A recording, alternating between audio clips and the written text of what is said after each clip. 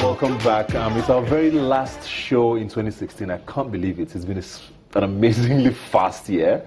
I mean, the next time I'm here, it's going to be 2017. So we're going to take this segment to sort of look at some of the things that have been sort of major news in 2016, things that have caught our attention, things that have made us go wow, or things that made us laugh, things that made us shocked. I think that's probably the most part. 2016 has been quite dramatic.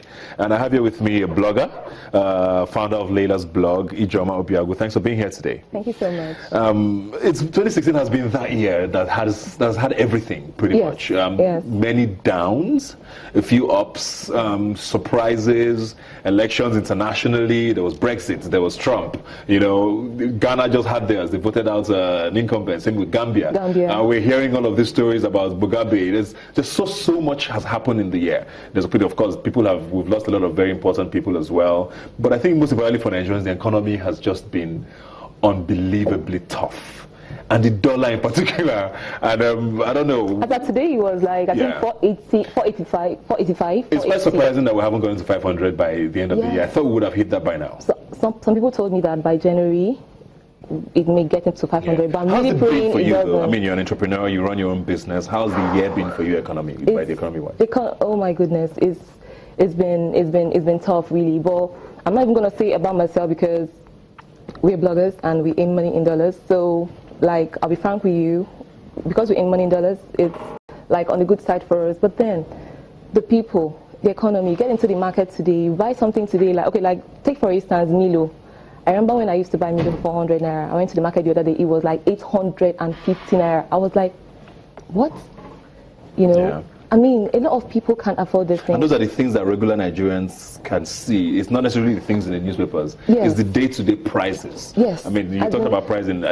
Something shocked me. In the last week, the price of diesel, I think, has gone up by like 32 naira. Every time I've gone back, it has added like 5 naira. Always. Today, I think I bought it for like 260 naira for a litre. And it makes you wonder, where are we going? Like, things never come down in Nigeria, you know. So you wonder, is this our new reality? It's terrifying. Thinking about it's terrifying, and I keep on asking myself because, like you said, when prices rise up in Nigeria, it's hard for them to go down, and I'm like, how did we get here? Yeah. Okay, like during an interview, Emefiele said that how we got here, why Naira was falling like this was because we buy a lot of things in Nigeria here. We we import a lot of things in Nigeria here, and we don't do them in Naira.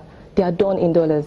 And then price of oil crashed. Like it crashed from like about 100 down to like $30. So we don't have these currencies with us any longer. So there's this competition. Naira keeps on falling. You understand? So that means the only way out for us is we have to find more things to export other than oil. But that's going to take a while. It's going to take a while. And I mean, there's a campaign by government now to buy Nigeria. Buy Nigeria, you understand? Then Nigerians, we have to support it, because if we keep on like putting this pressure on Naira, asking for more dollars to import all these things, I don't see how it's going to get better. But people have said, I mean, market forces have to take their course. I mean, it looks like sometimes it looks like the scarcity of the dollar is almost artificial, where government is withholding, and which is why you have two prices. There's the black market, there's the official rate.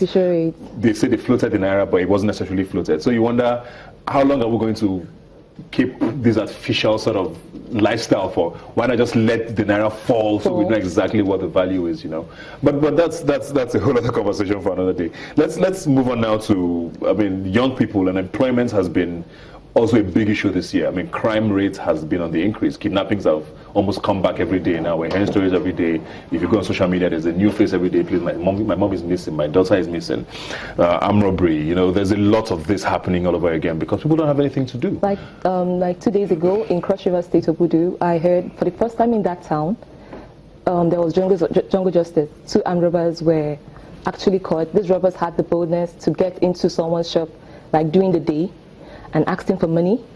The guy was able, because they had, I think because they had guns, they were able to get the money from the man. Then by the time they got to their car, the guy, of course, things are hard.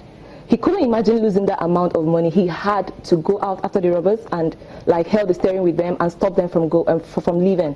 That was how, because it was in the market, that was how the market people came around, and for the first time in that town, there was jungle justice. These two robbers were caught and they were beaten up and they were burnt. You understand? So things are really getting worse. Yeah. I mean, I'm sure you relate with a lot of young Nigerians. I mean, what sort of hope do you give them in a time like this? What do you tell them when they come to you? Personally, I always tell them you have to stop looking for help from the government. You have to stop looking for help from employers. You have to look within. What can you do for yourself? What can you do? If you can draw, you can actually make money from it. If you can even come online and share your opinions on Twitter, social media, you can actually make money from it. We have to stop waiting for help. We have to, 2007 is going to be here. Things may be tougher if our government doesn't do something to remedy the situation and get the economy back to where it was before the new government took over. You understand? If that doesn't happen in 2017, our young people, the crime rate is going to increase. Yeah. Robbery is going to increase. People go to bed these days and you don't know what's going to happen like in the next 5 minutes. Nigerians, youth, we have to come back and think within, what can I do? Ladies, okay, the other day, a lady trended because she's an undergraduate and she sells crayfish to get herself through school. I mean, that's very, very impressive.